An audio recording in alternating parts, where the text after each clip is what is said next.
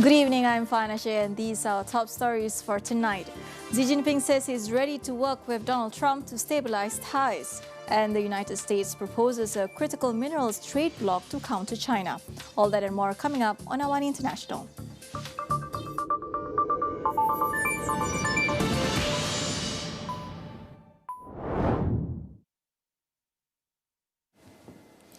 US President Donald Trump says he had an excellent phone call with Chinese President Xi Jinping ahead of a planned face-to-face meeting in April. The two leaders discussed trade and global issues, including Taiwan, the war in Ukraine and Iran, while also exploring increased Chinese purchases of US agricultural products. Trump said China could significantly expand imports of American soybeans to 20 million tons this season and 25 million tons for next season. The two also discussed Chinese purchase of US oil and gas, as well as airplane energy deliveries, calling the conversation very positive. Xi, meanwhile, urged Washington to handle arms sales to Taiwan with caution, reiterating that the self-governed island was China's territory. He also called for stronger communication and expanded cooperation between the two countries.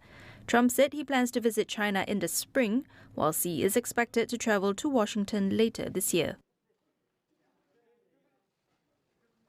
Following the call, Taiwan President Lai Ching-te assures that relations between Taiwan and the US are rock solid and that their cooperation will continue.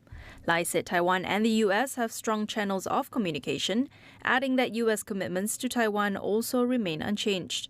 The US has formal ties with Beijing rather than Taiwan and has long balanced a delicate diplomatic position. It remains a powerful ally of Taiwan's and is the island's biggest arms supplier. The United States is launching a new push to build a critical minerals trade zone, aiming to reduce global dependence on China for materials essential to modern technology and defense.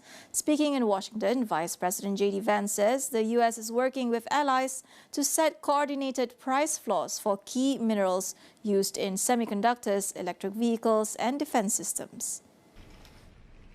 The plan would establish reference prices at each stage of production, with adjustable tariffs used to prevent cheap imports from undercutting domestic and allied producers. The Trump administration wants to loosen China's grip on critical mineral processing. Beijing restricted exports of rare earths last year, disrupting US and European manufacturing. Secretary of State Marco Rubio said 55 countries attended the talks, including India, Japan, South Korea, Germany and Australia, highlighting global concern over supply concentration. China, responding ahead of the meeting, said it has played a constructive role in global supply chains and warned against measures that could escalate trade tensions. That's the headline for tonight. More news coming up shortly after the break.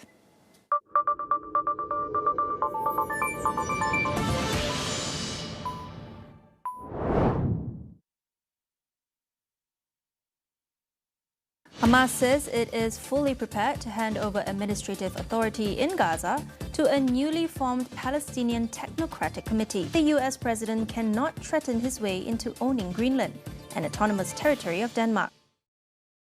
Kementerian Pendidikan bertanggungjawab sepenuhnya terhadap keselamatan murid dan pelajar sewaktu mereka di sekolah. Malaysia dan Korea Selatan terus memperkukuh kerjasama dalam bidang teknologi hijau dan kecerdasan buatan AI menerusi pelaburan dua syarikat utama Republik itu. SPRM akan meneliti dan menjalankan siasatan sekiranya dapat unsur rasuah dalam pelaksanaan projek Aerotrain di KLIA yang dilaporkan sering mengalami gangguan perkhidmatan.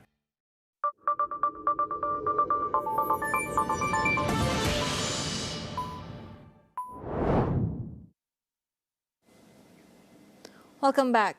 Hours before speaking with US President Donald Trump, Chinese President Xi Jinping held a virtual meeting with Russian President Vladimir Putin. The leaders pledged closer cooperation, with Putin calling Moscow-Beijing ties a stabilizing factor in turbulent global times. In a nearly 90-minute call, Xi said China is ready to work with Russia on a new blueprint for bilateral relations. The Kremlin said Putin has accepted invitations to visit China in the first half of 2026 and to attend the APEC summit later this year.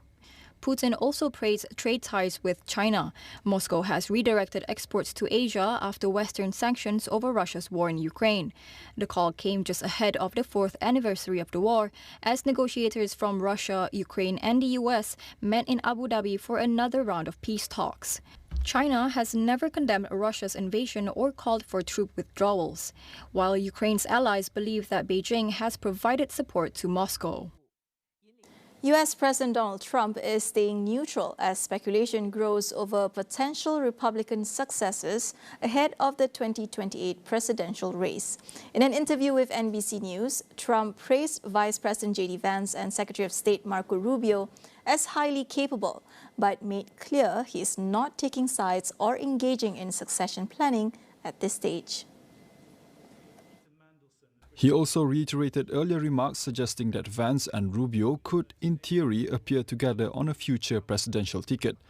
The tension is intensifying within the Republican Party as senior figures position themselves for the next election cycle. Vance, a former senator from Ohio, has said he plans to discuss a possible 2028 run with Trump after the midterm elections this November. At the same time, party insiders continue to view Rubio as a potential contender. The former Florida senator unsuccessfully ran for the party's nomination in 2016. He has not ruled out another run in 2028. India and the United States are moving closer to finalizing a major trade deal, with officials suggesting a formal agreement could be signed as early as March.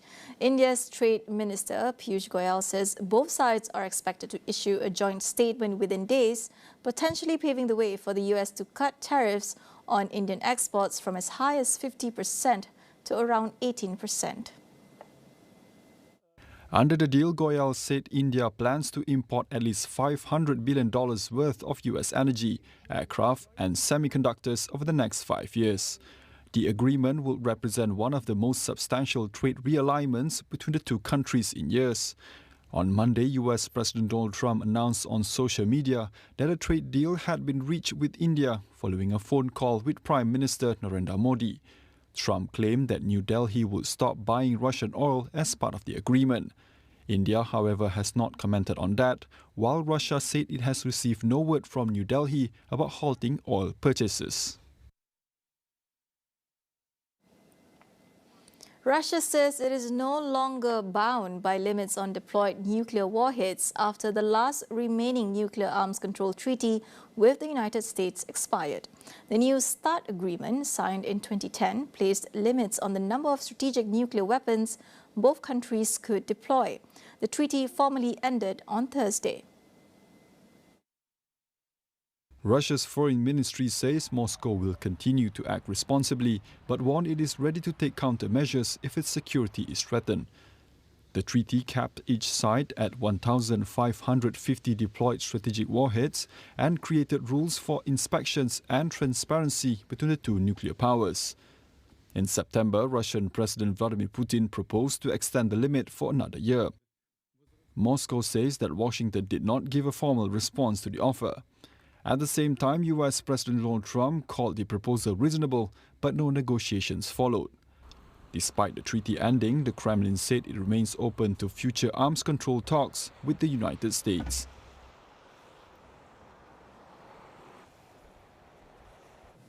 Cambodian Prime Minister Hun Manet has asked France for historical documents to help resolve the long-running border dispute with Thailand.